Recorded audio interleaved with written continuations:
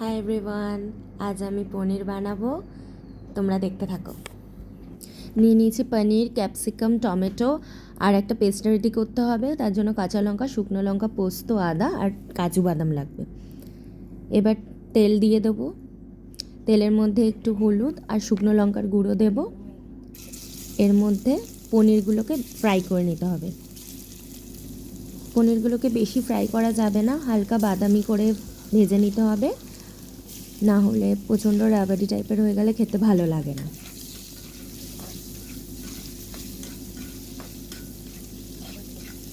Light golden brown হয়ে গেলে পনিরগুলোকে ভেজে তুলে নিতে হবে। আমার পনির ভাজা হয়ে গেছে, এবার আমি তুলে নেব।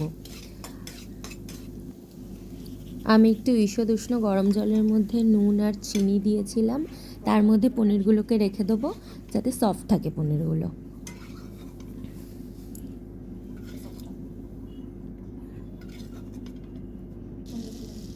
এবার ওই তেলের মধ্যেই একটু বাটার দেব, এর মধ্যে গোটা জিরে ফোড়নে দেব।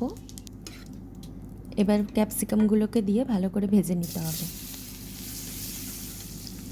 খুব বেশি ভাজতে হবে না, হালকা সটে মতো করে নিতে হবে।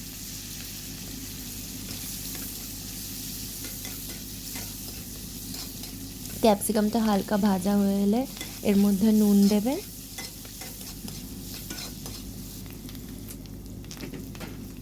এবার দিয়ে দেবো টমেটো।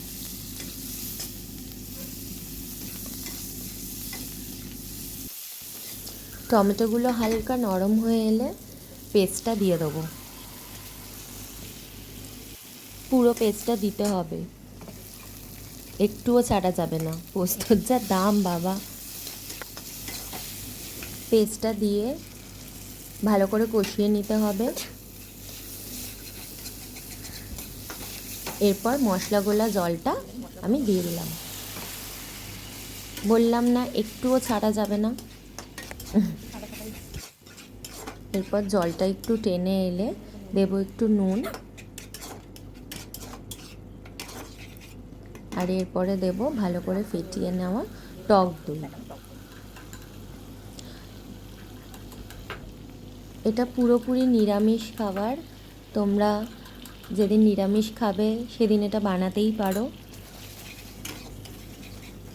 আর এটা খুব হেলদি খাবার, বেশি তেল লাগে না, অল্প তেলেই হয়ে যায়। দইটা দিয়ে একটু ভালো করে কষিয়ে নিতে হবে, যাতে দইয়ের একটা স্মেল থাকে সেটা যাতে চলে যায়। এরপরে দিয়ে দেবো চিনি, যে যার মতো মিষ্টি খায় সে সেরকম দিতে পারো, আমি অল্পই দিলাম।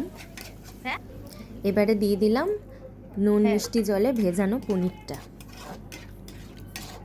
এইভাবে পনিরটা ভিজিয়ে রাখলে পনিরটা প্রচণ্ড সফট থাকে।